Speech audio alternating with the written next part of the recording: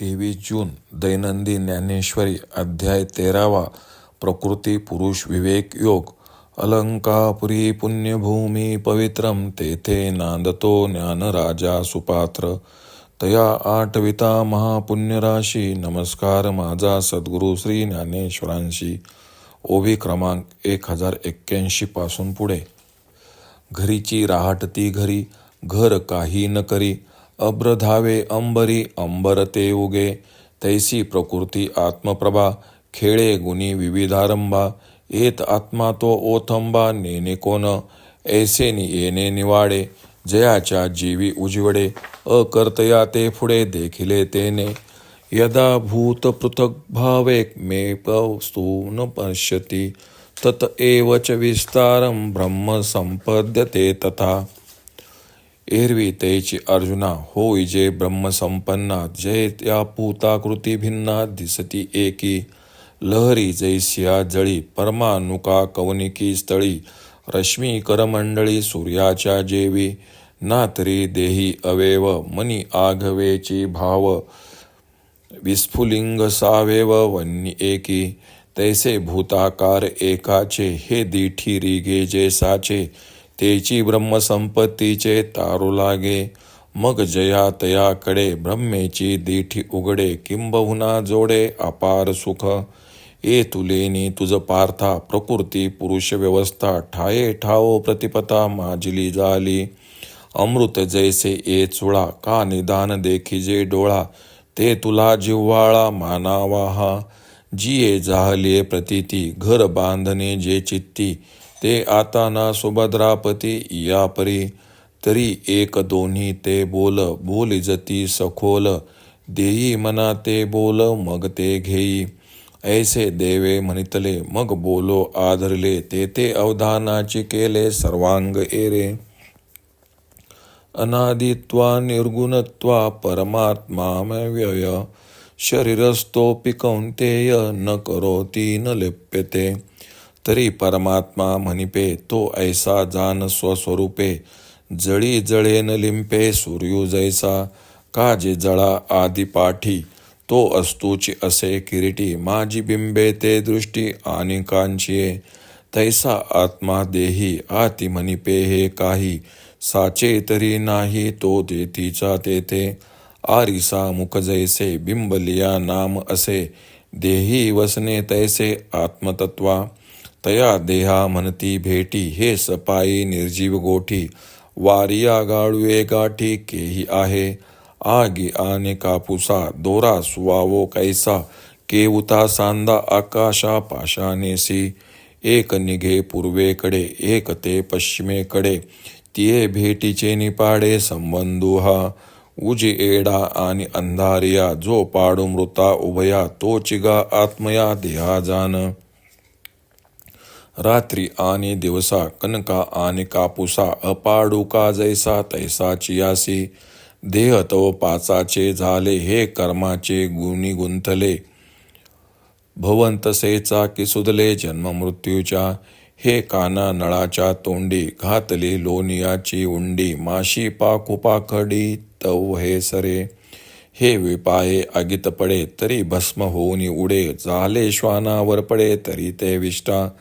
या चुके दोही काजा तरी होय कृमीचा पुंजा. हा परिणामी कपिध्वजा कश्मलोगा.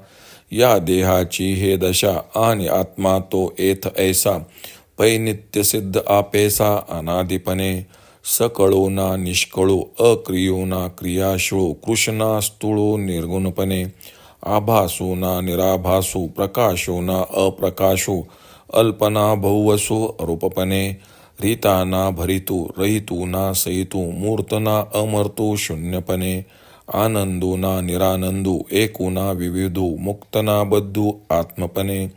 हे तुला ना ते तुला. आईता ना रचिला. बोलता ना उगला अलक्षपणे. सृष्टीचा होना न रचे सर्व संहारे न वेचे. आती नाती या दोहींचे पंचत्व तो. मवे ना चर्चे वाढे ना खाचे. विटे ना वेचे अव्ययपणे.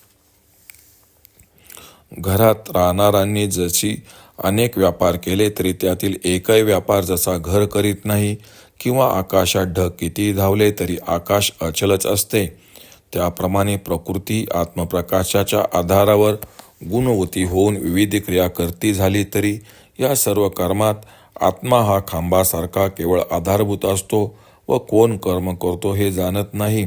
अशा निर्णयाने ज्याच्या अंतःकरणात प्रकाश पडला त्याने खरोखर अकर्त्या आत्म्याला जाणले, असे श्रीकृष्ण अर्जुनास सांगतात.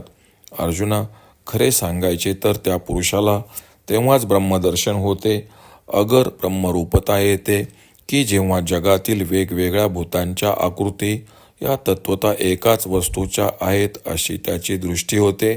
पाण्यातील लाटा, पृथ्वीचे परमाणू किंवा अनंत सूर्यकिरणे जशी एकरूपच असतात, अनेक अवयवांचा जसा देह, मनातील अनेक संकल्प म्हणजे जसे मनोरूप, अथवा अग्नीच्या अनेक ठिणग्या जशा अग्निरूप, अशी त्याची एकरूपता असते.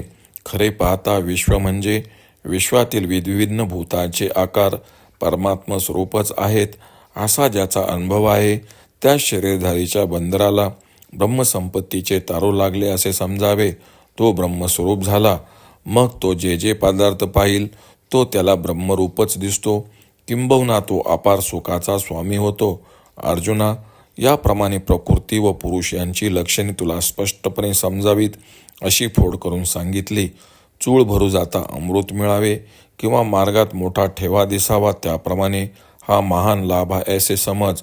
मी जे सांगितले त्याने आलेल्या अनुभवाबद्दल तू आत्ताच ठाम निश्चय करू नकोस, कारण आणखी 1-2 सूक्ष्म विचारांच्या गोष्टी तुला सांगणार आहे व त्यासाठीच तू आपले मन माझ्या स्वाधीन केले पाहिजेस, असे बोलून भगवंतांनी सांगण्यास सुरुवात केली व अर्जुनाने सर्व भावे करून लक्ष दिले. पाण्यात प्रतिबिंबित झालेला सूर्य जसा पाण्याने कोणत्याही प्रकारे लिप्त होत नाही, त्याप्रमाणे ज्याला परमात्मा असे म्हणतात त्याला जगातील कोणत्याही वस्तूचा संबंध शक्य नसते. तो सूर्य जलसंचयापूर्वी व संचय आटल्यावरही जसाच्या तसाच राहतो, पण मध्ये अज्ञानी लोकांच्या दृष्टीने तो पाण्यात आहे असे वाटते.